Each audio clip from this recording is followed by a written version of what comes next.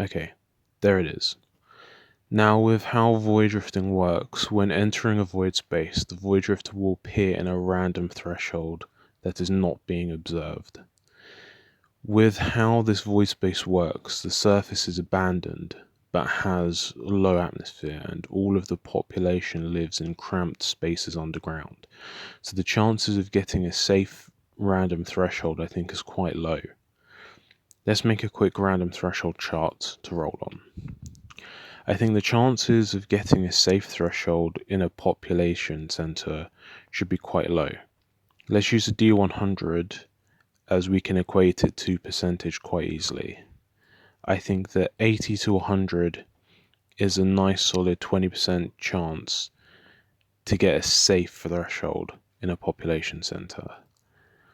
Let's do the surface next at 50% chance. I think that's fine as the buildings are mostly ruined anyway, limiting the amount of thresholds. Next, the threshold itself could be safe, but the area could be dangerous. And lastly, an unsafe threshold. The threshold could be somewhere precarious or already near enemies. We got an 18, so a safe threshold. We got an 18, a surface threshold. So I don't think it really matters where Gideon is, as he will start asphyxiating almost immediately. Rushing by, the blue hues change to greys, as suddenly Gideon is somewhere else. Gone is the endless dark and glowing blue hexagon. Gideon stands in a doorway overlooking a ruined city as far as the eye can see. Instinctively he takes a breath, trying to draw air into his lungs. Gideon is asphyxiating. There are no rules in the Sungrim Core rulebook for this at the moment, so now we have to make some decisions. Do we decide that this void space has a low cooldown and allow Gideon to escape? Or do we leave it up to chance and let Gideon make a roll? Gideon does not have any skills that really help him in this situation. I've made my own sandbox solo role-playing rules, so I'll use those. All I need to do is ask a simple yes or no question. Is there anything nearby Gideon can use to stop him asphyxiating? Then I roll 1d10 and consult the chart. I rolled a 4. No, but positive. Okay, so Gideon will keep asphyxiating, but what is the positive? Let's come up with 4 choices and let the dice decide. 1. The void walk cooldown of this void space is very low. 2. Gideon is saved by someone. 3. Gideon finds a place where he can breathe. 4. Something supernatural happens to save him. Okay, I roll a 1d4 and got a 2. Gideon is saved by someone. The air is thin. Gideon grasps at his throat. He doubles over, gasping for air. Laying there in the ruins, his vision starts to go black and fades. A shadow passes over him. It picks up his limp body.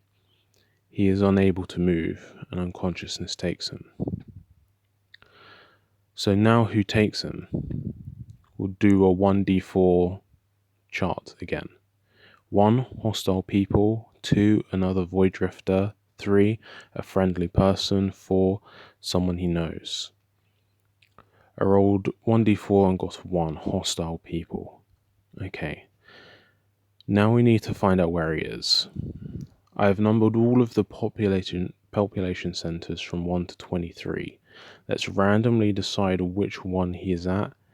We got a 14, which is this one on the map. And now we have to figure out how this looks. As most of the population lives underground in subway tunnels, their maps probably look a lot closer to tube maps.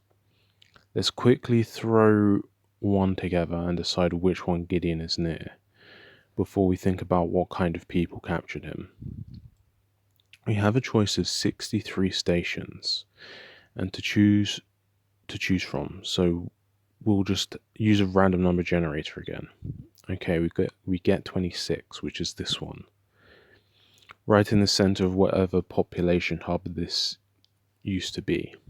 So let's call it Patriot Square. Now what type of people have captured our boy? Let's make another D4 chart.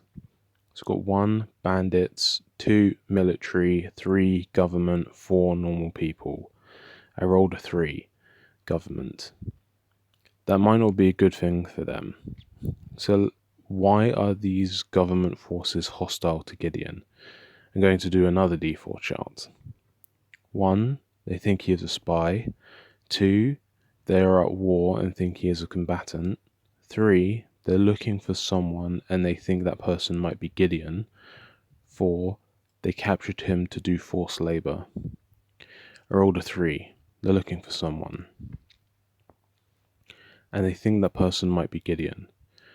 Okay, that might be interesting. Now, how do they speak English? Let's ask the oracle. I rolled a 1d10, the question being, do they speak English? I rolled a 1, which is no and negative. To keep this moving, let's say that the negative is that they've never heard English and Gideon has never heard their language either. So there is no verbal communication at all. They are keeping Gideon in a cell until he wakes up. How long is Gideon unconscious? Let's roll a d6 and go with that many hours. He got a 5.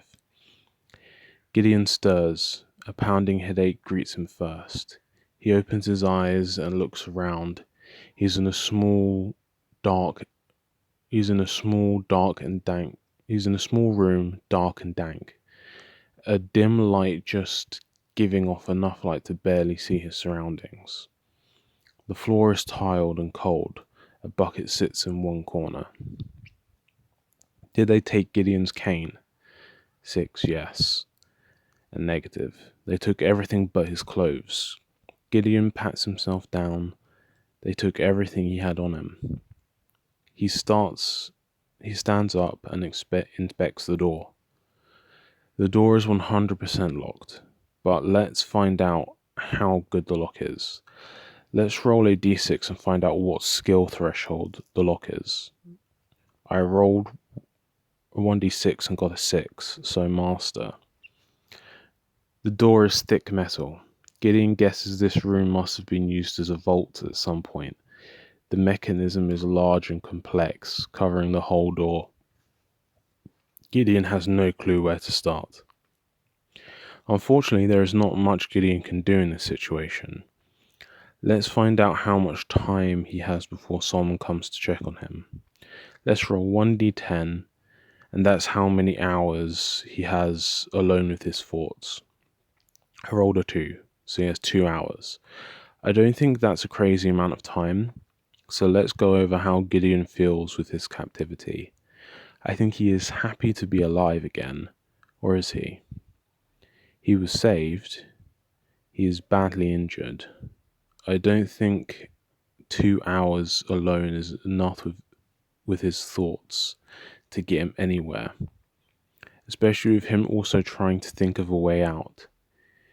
So he sits seething and plotting in his cell until someone comes for him. Gideon sits, his back resting on the wall opposite the door. As time passes and his mind begins to catch up with him,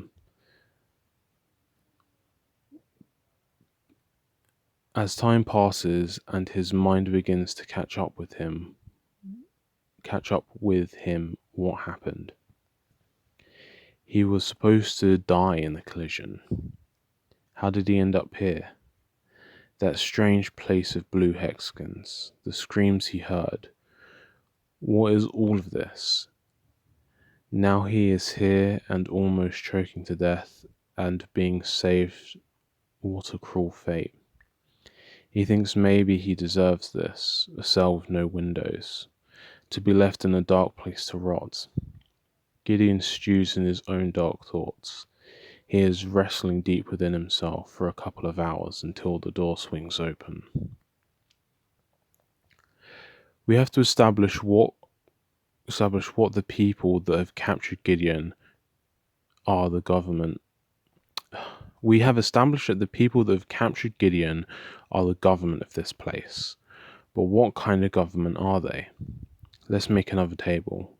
1, a democracy. 2, a monarchy. 3, a military dictatorship. 4, a communist dictatorship. We've got a 3, a military dictatorship.